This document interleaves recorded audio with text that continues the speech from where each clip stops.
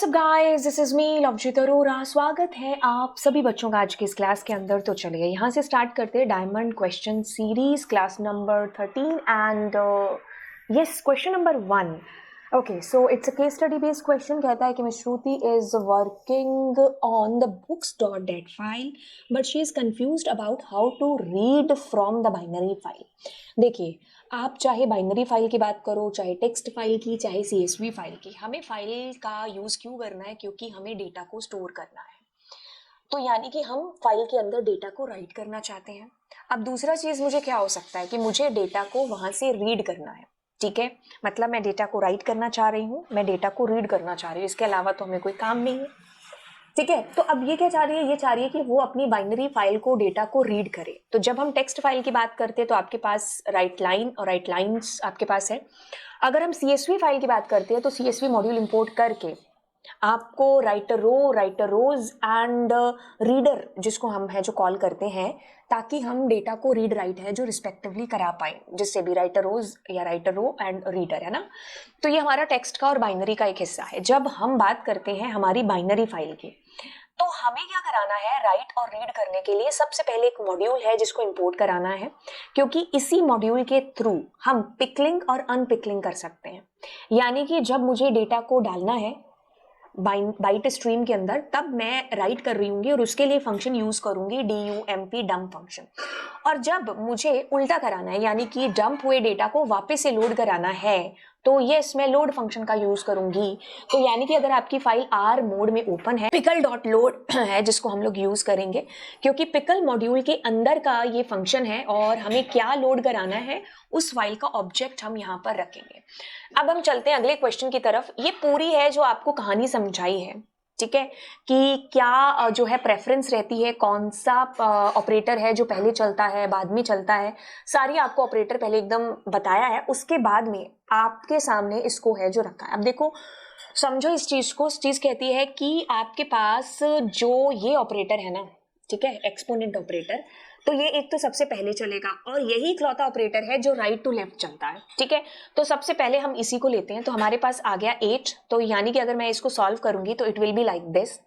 अब इनमें से डिवाइड में से और मल्टीप्लाई में से, है ना, ये क्या है? सेम प्रेफरेंस के हैं, इनको सेम ऑर्डर में है जो रखा जाएगा। मतलब कहने का कि जो पहले आ गया वो सॉल्व हो गया, है ना। तो आप अगर इसकी बात करोगे तो आप इसमें गाओगे, आपके पास 0.5 है जो आपके पास आ जाएगा, है ना। अब क्या कर रहे हैं? मल्टीप्लाई 2, तो यानी कि हम 1.0, है ना, 0.5 तो मैंने मल्टीप्लाई किया 2 के साथ में, तो 1.0 आपके पास में है जो आंसर बेसिकली आ जाएगा। तो बस इतनी सी बात से सिर्फ आपको इतनी चीज जाननी है कि कौन है जो पहले सॉल्व होने वाला है। ठीक है, चलिए अब कहानी यहाँ पर आती है। तो सबसे पहले ये देखो, हमारे पास में पूरा का पूरा भरा पूरा ये, तो इसमें से हम सबसे पहले क्या है जो करने वाले, तो सबसे पहले राइट वाला आप उठाएंगे। तो आपके पास ये 4 है। अब हम इसको देखेंगे तो दैट इज व्हाट, हमारे पास में 8 है। बीच में क्या है? मल्टीप्लाई और 4 डिवाइड बाय दिस। तो यानी कि यहां से तो आपके पास 0.5 ही है जो आता है। करंट लग रहा है बार बार, है ना। तो आपके पास यहाँ पर तो सबसे पहले यही आएगा, ठीक है, 0.5। तो आप क्या करो? मल्टीप्लाई 4, तो 2.0, यानी कि हमारे पास आंसर आएगा। Which of the statement about for and while loop are true? A for loop usually run a given number of times. A while loop runs while a condition is met. ठीक है, statement in a for loop are always run at least no. A for loop cannot contain another, नहीं ये भी गलत है। A for loop always has to have a loop counter. While loop never, no. So हमारे पास जो first statement है ना, that is totally true। हम इसमें जो है स्पेसिफिक एक नंबर टाइम दे देंगे कि तुम यहां तक चलोगे। वही वाइल के अंदर we give condition, until the condition is true, तो वो चलेगा, बाहर आ जाएंगे बाद में। How does a Python program know where a for block ends when it finds a closing bracket? When it finds नहीं, ओके, सो आपके पास when it finds a line with the matching indentation. ध्यान से सुनिए, चाहे four हो, चाहे while हो या इफ हो। आप देखो, इसके इंडेंटेशन के नीचे जो इतनी भी चीज लाइनें आएंगी ना, वो एक ही इंडेंट, मतलब एक ही में आएंगे, एक इंडेंट में आएंगे। अब जैसे मैंने चीज यहाँ पर लिखी तो दैट मीन्स ये हम बाहर आ गए अपने फोर लूप से या वाइल लूप से। ठीक है, तो ये चीज है कि वो इंडेंटेशन से बाहर आते ही उसका एरिया खत्म, सेम एज फंक्शन के अंदर भी हम यूज करते हैं। तो इंडेंटेशन कितनी ज्यादा इंपॉर्टेंट है। Sonal wrote the following programme, ठीक है, तो इसमें कोई एरर है। ओके, तो आपने क्या किया है, सबसे पहली लाइन में एरर देखिए, द एरर इज सेइंग कि आप किसी भी कीवर्ड को एज ए वेरिएबल नहीं डिक्लेयर कर सकते। So if you are trying to give there the value inside any keyword, तो of course आपको एरर मिलेगी। ये कहेगा नहीं नहीं, हमें पढ़ने की जरूरत नहीं है, मेरे को लगता है सी में यही चीज है जो लिखी हुई है, तो हमारा answer is C here. Next question says you have dictionary. तो साउंड हमारे पास फंक्शन कॉल हुआ है, ग्लोबल लिखते ही दैट मीन्स तार जुड़ गए इसके साथ। अब आप उसको डिलीट कर गए, ठीक है, तो यानी कि योर ग्लोबल इज डिलीटेड। अब वो बंदा दुनिया से चला गया, उसके बाद तुम उसके घर चिट्ठी लेके जा रहे हो, गलत बात है ना। घर वाले बोलेंगे किसकी बात कर रहे हो, तो कब का क्या है ना। तो G is deleted, so that means you will find there an error which is called name error, ठीक है। Why? Because G is deleted. Delete करने के बाद में आप उसको क्यों प्रिंट कर रहे हो। A log file records the record user ID, record number, number of bytes, read from a certain data. तो आपके पास जो लॉग फाइल है उसके अंदर क्या है, पूरा टाइम स्टाम्प दे रखा है, सुपर्ब, उसके अंदर यूजर आईडी दे रखी है, उसके अंदर आपके पास record number and number of bytes, read from certain database. तो आपके पास अलग अलग रिकॉर्ड्स हैं, 1 2 3 4 रिकॉर्ड हैं आपके पास में, ठीक है। आपके पास फाइल के अंदर अलग अलग 4 रिकॉर्ड्स हैं, टाइम स्टैम्प है, यूजर आईडी है, रिकॉर्ड है। अब ये कहता है कि देखो ये फाइल है आपकी, है ना, तो इसके अंदर अगर हम बात करें इंटरफील्ड डेलीमीटर्स की, तो देखो ये डेलीमीटर्स है, इनके बीच में यूज हो रहा है, ठीक है, जो हम कहेंगे डबल कॉलन वाले हैं। Why double colon? क्योंकि आप खुद देखो कि ये पूरा टाइम स्टैम्प खत्म होकर के ये आपकी यूजर आईडी है, ये आपका रिकॉर्ड नंबर है। तो डबल जो कॉलन है ना, वो क्या है आपके, यही है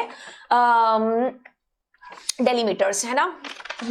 अब देखो कहता है which of these lines will return the latest entry from the file. देखो अगर मैं लेटेस्ट एंट्री की बात कर रही हूँ, मान लीजिए किसी बच्चे ने एडमिशन लिया, मान लो 11 बजे, ठीक है, हम बजे की बात बाद में करते हैं, चलिए डेट की बात कर लेते हैं। मान लीजिए किसी ने इस तारीख को एडमिशन लिया, फिर उसके बाद नेक्स्ट जो आएगा, फिर उसके बाद अगला जो आएगा, है ना। तो अब देखो मेरे को अगर लेटेस्ट जानना है तो that means I am talking about this the last line, है ना। मुझे अगर पुराना देखना है तो मैं पहली लाइन पे जाऊंगी, लेटेस्ट देखना है तो that means I am talking about the last वाली लाइन, है ना। बस इसको आपको ध्यान में रखना है कि ये क्या चीज की बात कर रहा है। कहता है आपके पास में कि आपके पास ये लास्ट 3 एंट्रीज हैं, which of these lines will return the latest entry. मतलब आपको ये लास्ट वाली लाइन को क्या करना है, फैच करना है, ठीक है। लेटेस्ट एंट्री मतलब last line you want to fetch. Okay, represent the offset from the beginning and end of the files respectively. अब देखो 2 पैरामीटर इसके अंदर आपके पास दे रखे हैं एंड सीक फंक्शन का इस्तेमाल हो रखा है। ध्यान से सुनिए, you have a function which is what, tell function. Tell functions work is to tell you the file pointers position and seek function आपके फाइल पॉइंटर की पोजीशन को इधर उधर पहुंचाता है जहां पर भी आपको चाहिए। अभी चाहिए ना कि आपको लेटेस्ट एंट्री देखनी है, तो दैट मीन्स आप फाइल पॉइंटर को पहले लास्ट में लेके जाएंगे और उसके बाद उतने कदम पीछे लेके जाएंगे एंड देन आप उतना डेटा रीड कर लोगे, ठीक है। तो बस ऐसे करने वाले हो। तो आपने क्या किया इसमें, सबसे पहले तो देखो ये 45 दे रखा है, तो दैट मीन्स हम इतना मान के चलते, गिनने की जरूरत नहीं कि 45 कैरेक्टर्स ही हैं। तो अब आप क्या कर रहे हो, पहले तो आप यहां पर कह रहे हो कि 2, मुझे क्या करना है, रिप्रेजेंट द बिगनिंग। ओके, तो मैंने यहाँ 2 कर दिया। 2 का मतलब क्या है कि आप यहाँ पर आ गए, क्योंकि आपको पता होना चाहिए कि सीक के अंदर बाय डिफॉल्ट 0 होता है। यहाँ अगर आप 1 लिखते हैं तो आप जहां पर हैं करंट पोजीशन वहां से आगे जा रहे हो, और अगर आप 2 लिखते हो तो दैट मीन्स आप लास्ट में आ जाते हो। उस केस में आपको नेगेटिव वैल्यू देनी पड़ती है, क्यों? क्योंकि आप लास्ट से पीछे जाएंगे, आगे जाएंगे तो कुछ है ही नहीं है। तो दैट्स वाई मैं यहाँ पर ए को आंसर करूंगी। द रीजन इज कि आपने 2 रखा, 2 से आप पीछे 45 कैरेक्टर गए। अब रीड कर लो जिसको करना है। 45 कैरेक्टर जब आप रीड करोगे तो यही लाइन आपकी दोबारा प्रिंट हो जाएगी। दोबारा मतलब यही लाइन आपकी प्रिंट होगी और यही आपको चाहिए था, द लेटेस्ट एंट्री।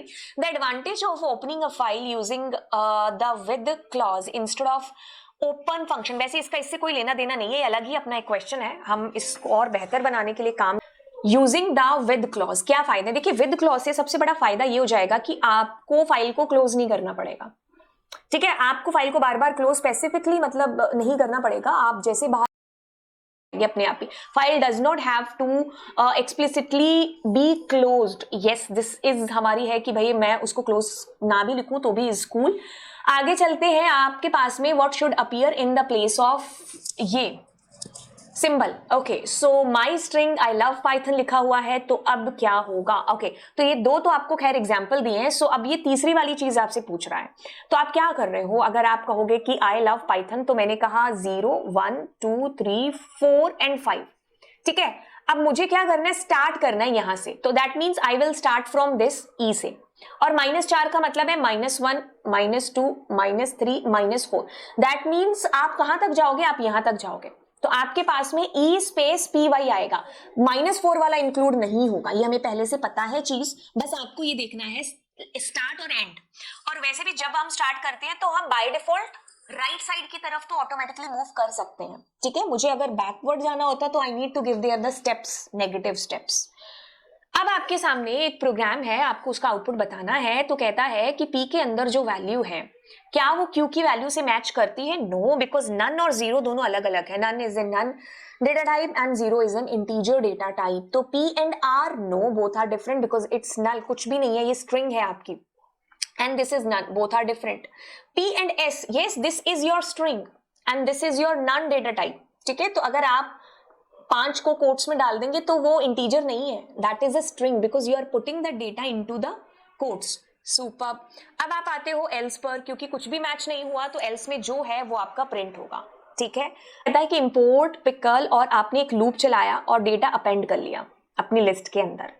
अब आप क्या कहते हो? Line number 1 and line number 2 में क्या आएगा? सबसे पहले आपने फाइल को WB मोड में ओपन किया है, सुपर्ब। अब आपको जो अपेंड हुआ डेटा होगा ना, जो भी होगा, that you want to dump, तो मैं क्या करूंगी? मुझे करना है यहाँ पर पिकल डॉट डंप, उसके अंदर आएंगे 2 पैरामीटर, ठीक है। डंप में आएंगे आपके पास में एक सेकेंड, मैंने ये इसको क्रॉस कर दिया, हाँ क्रॉस ही वैसे भी क्योंकि लोड लगा हुआ है, ठीक है। तो डंप में आपके पास 2 पैरामीटर आएंगे, तो इकलौता यही ऑप्शन है, तो इसलिए आपका वैसे भी आंसर ये है, बट हम लिखेंगे क्या कि मुझे क्या करना है? लिस्ट 1 और किसमें? मुझे इसमें FOUT में अपनी फाइल को डंप करना है। अब क्या करना है? मुझे पिकल डॉट लोड करना है, किसको? फिन फाइल को। तो बस हम dump and load function use कर रहे होंगे। A function is defined as below, the function call parameter can be, ये शायद मेरा दूसरी बार ये क्वेश्चन दे रही हूँ, आई थिंक क्लास नंबर 1 में भी ये क्वेश्चन था, 2-4 बच्चों को इसमें कंफ्यूजन था, तो हम इसको ढंग से देखते हैं। देखिए क्या है, सबसे पहले तो इसमें देखो कि जब हम फंक्शन कॉल करेंगे तो कम से कम कितने पैरामीटर आ सकते हैं। वैसे इसमें थोड़ा चेंज होना चाहिए था, तो आर्गुमेंट दे सकते हैं, हम पास कर सकते हैं, तो कम से कम हम 1 पैरामीटर देंगे, ठीक है। ज्यादा से ज्यादा हम 2 दे सकते हैं, बट अगर हमने कम दिया, कितना दे सकते हैं? कम हम 1 दे सकते हैं, क्योंकि यहाँ डिफॉल्ट 1 ऑलरेडी है, ठीक है। तो जैसे मैंने फर्स्ट को कॉल किया और मैंने 10 और 20 भेज दिया, तो हम ज्यादा से ज्यादा तो 2 ही पैरामीटर भेजेंगे, बट अगर मुझे मिनिमम भेजना होता, फर्स्ट को कॉल करती तो मैं 10 भेजती, तो 10 इसमें जाता, why? Because B is already having a default value, तो हम इसमें 1 पैरामीटर है जो भेज सकते हैं, जिससे हमारा काम चल जाएगा, ठीक है। चलिए अब कहते हैं कि अगर आपके पास एक ट्यूपल है, what will be the output of the list. आप एक ट्यूपल को, एक स्ट्रिंग को लिस्ट में बदल सकते हो with the help of list function, तो दैट्स इट। अब the output of the Python statement, क्या कर रहे हो आप? एक फंक्शन है जिसको यूज कर रहे हो, विच इज टाइप फंक्शन, उसके पैरामीटर में आप जो भी डालोगे ना, तो ये उसका टाइप बताएगा, तो this is of Boolean type, बस। If the value of I is I, okay, I के अंदर आपके पास एक स्ट्रिंग वैल्यू है, क्या है आपके पास? एक स्ट्रिंग वैल्यू, सुपर्ब। अब आपने क्या किया कि आप मैच करा रहे हो कि वो आई क्या उस आई से मैच करता है? ऑफ कोर्स करता है, तो अगर करता है तो ट्रू आएगा, ठीक है, क्योंकि दोनों में सेम ही वैल्यू थी, ठीक है। अब ये कहता है कि आपके पास एक डिक्शनरी है, आपने उस डिक्शनरी में कोई चेंज किया है, मतलब अगर आप कहते हो कि डिक्शनरी की बात करोगे तो डिक्शनरी की जो कीज होती है ना, वो क्या होती हैं? वो यूनिक होती हैं, ठीक है, और वो क्या होती हैं? आपके पास में हमेशा इम्यूटेबल होती हैं, तो this is 4 now not 3, because आप उसमें बदलाव कर रहे हो पुरानी वैल्यू में, सुपर्ब।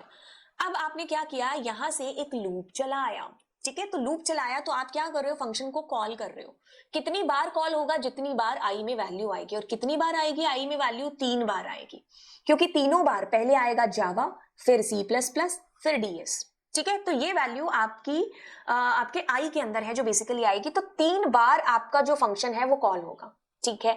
अब आप सबसे पहले यहां से क्या लेकर के गए? जावा, क्यों? क्योंकि आई में सबसे पहले जावा आएगा। अब आपने कहा कि ग्लोबल S, क्योंकि आप जो भी करोगे चेंज वो इसमें हो जाएगा, फिलहाल के लिए इट्स एम्प्टी। अब आपने कहा कि जावा क्या इसके अंदर है? तो इसने कहा है, तो S के अंदर क्या आया आपके पास में? आई यानी कि जावा आ गया, सुपर। अब आप अगली वैल्यू लेकर के गए which is C plus plus, ठीक है। अब सी प्लस प्लस के अंदर आपके पास में क्या आया कि सी प्लस प्लस है तो इसमें सी प्लस प्लस जुड़ गया। अगली बार आप डीएस लेकर के गए तो क्या डीएस है तो आपके पास डीएस जुड़ गया। तो एक स्ट्रिंग ही आप है जो बेसिकली जोड़ रहे थे। तो दैट्स इट, होगी आपकी बात। बस जावा सी प्लस प्लस डीएस जहां लिखा है that is your output. Which output lines of the following program will print the same result? इनमें से कौन सी ऐसी लाइनें हैं जो सेम रिजल्ट प्रिंट कराने वाली हैं? तो इसमें सबको चलाना करके देखना पड़ेगा। सो ये कहता है 0 1 2 3 4 5 6 7 एंड 8 -1 -2 -3 -4 -5 -6 -7 -8 -9। ठीक है, तो आप क्या कर रहे हो, 5 से शुरुआत कर रहे हो, यानी कि this is what start -8 this is what and. तो अब क्या होगा आपके पास में एंड यानी कि -1 यानी कि आप 2 पर रुक जाएंगे। तो अगर मैं पहले वाले को लिखूं तो आपका आउटपुट विल बी 60, 70, 80 होना चाहिए, है ना। कोई गलती होगी तो पता चल जाएगा। वैसे तो कोई गलती है नहीं क्योंकि हमने 5 से शुरू किया एंड 7 पर खत्म कर दिया, यानी कि -2 पर। सुपर। नेक्स्ट हम देखते हैं, नो नो नो नो, इसके थ्रू क्या आएगा, सेकंड वाले के through your answer will be 60। Super. अब देखो इसके थ्रू क्या आने वाला है, ये वाला। तो इसके through you will find there that 60, 70, 80 and 90। Super. अब फोर्थ वाला इज दिस कि आप -4 से शुरू हो रहे हो एंड 8 यानी कि यहां पर खत्म हो रहे हो। So it will be something like that 60, 70 and 80। ठीक है, तो कौन सी दो है, एक तो ये और एक ये। तो 1 एंड 4 जहां लिखा है वो आपकी बिल्कुल सही है, बस करके देख लिया पता चलता। स्प्लिट हमेशा लिस्ट रिटर्न करता है। तो आप क्या कर रहे हो, सबसे पहले तो इसको भेज रहे हो कि आपने कहा कि स्प्लिटिंग यहां से कर दो, मतलब जहां पर ये होगा ना वहां पर कॉमा आ जाएगा, कॉमा एंड कॉमा। आपको सिर्फ 2 ही स्प्लिटिंग करनी, मतलब 2 कॉमा लगाने, वैसे भी यहाँ 2 ही लगते। तो बस ये लिस्ट बन गया। तो आपके पास 2014 मतलब 2014 comma 13 comma and the rest of the data. I think 1 number match हो रहा है, बट 1 नंबर मैच होना है what is the difference between first and the last? I guess both are same. सच में मुझे कुछ अंतर नहीं दिख रहा है इनके बीच में। आपको अगर कुछ दिखे तो मुझे नीचे कमेंट सेक्शन में बता देना। मुझे तो लग रहा है कि ये दोनों मैंने मतलब ठीक है, गलती से मैंने लिख दिया ए इज आल्सो करेक्ट, है ना। कई बार होता है ना, आप सुबह से इतना पढ़ा लिया है तो है ना, एक्स भी वाई लग रहा है, वाई भी एक्स लग रहा है ना। मैथ्स भी मतलब कह लो इंग्लिश जैसी लग रही, इंग्लिश भी मैथ्स जैसी लग रही, वैसा सा फील हो रहा है। तो ये मुझे बता देना कि मैम मैं करेक्ट थी, है ना। ओके, हो खत्म हो गया यार। है 13 नंबर क्लास एंड हो चुकी है। तो चलिए फिर आपको मिलते हैं कल, है ना। कैसी चल रही है आपकी क्लासेस ये भी मुझे नीचे कमेंट सेक्शन में बताइएगा। एंड यस, कुछ ही दिन हैं जो बच गए हैं आपके एग्जाम को लेकर के, and all the best exam की तैयारी के लिए सबसे ज़्यादा। तो क्योंकि जितने हिसाब से अच्छी तैयारी होगी उतना ही अच्छा हमारा है जो पेपर जाएगा। And all the best, bye. Channel share कर देना, ठीक है। वीडियो भी है जो शेयर कर देना दोस्तों के साथ में, क्योंकि हम आप ही से उम्मीद कर सकते हैं कि दोस्तों के साथ आप ही शेयर करोगे। खैर, मिलते हैं अगली क्लास में।